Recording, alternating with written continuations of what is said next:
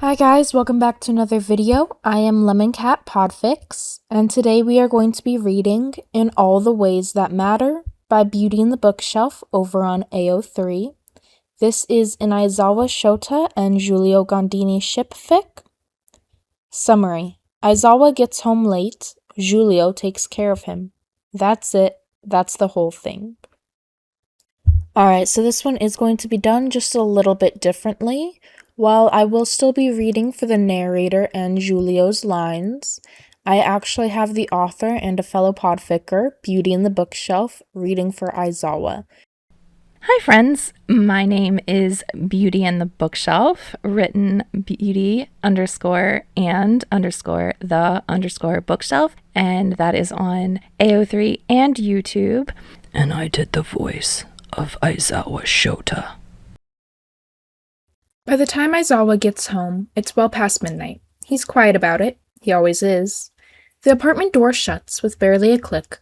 His boots are left neatly by the entrance. His capture scarf hangs heavy around his shoulders, like it weighs more than usual. There's dry dust at the edge of his sleeve, a faint stiffness in the way he rolls his neck. Giulio notices all of it. He doesn't greet him with questions, doesn't ask about the mission, or the students, or how many hours of sleep he's had this week. Instead, he looks up from the couch and says gently, "Kitchen." Aizawa pauses. I'm not hungry. I didn't ask. There's no bite to it, just quiet certainty. Aizawa exhales through his nose, but shuffles that way anyway, drawn more by the warmth than the command. There's already a mug waiting on the counter. Not coffee this time, but something herbal and steaming. Real food on a plate, not an energy jelly pouch. Giulio moves around him like this is choreography they've practiced for years. Because they have. Scarf unwound carefully, folded and set aside. Jacket eased from tired shoulders. Fingers brushing briefly at the back of Aizawa's neck, testing the tension there without comment. You're hovering. Aizawa mutters. I'm efficient. Aizawa huffs, but he doesn't step away. He eats because Giulio is standing there, because the food is warm, because the quiet domestic hum of their kitchen feels safer than the aftermath of sirens and rebel. After, Giulio nudges him towards the couch. I still have reports. Aizawa says. They'll still exist in the morning. I don't sleep that long. You will. There's something about the way Giulio says it, soft and unwavering, that makes it less of a suggestion and more of a promise. Aizawa sinks onto the couch. Just for a minute. Giulio sits beside him, close enough that their thighs press together. He reaches up without asking and slides his fingers into Aizawa's hair, gently combing it back from his face. Slow and repetitive, but careful not to tug. Aizawa's eyes crack open halfway.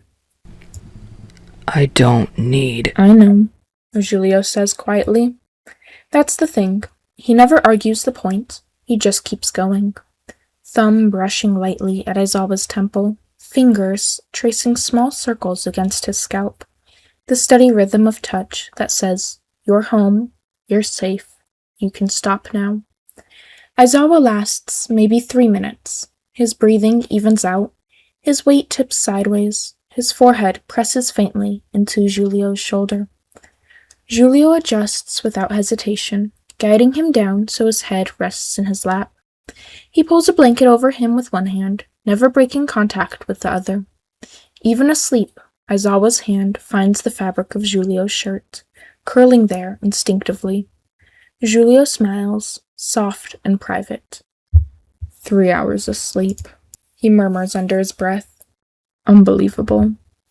He continues stroking through his hair long after Aizawa is fully out. When Aizawa stirs hours later, it's still dark. The apartment is quiet. A blanket is tucked around him properly now, and Giulio is slumped awkwardly against the couch, clearly having refused to move him. One of Giulio's hands is still resting at his waist. Aizawa watches him for a long moment.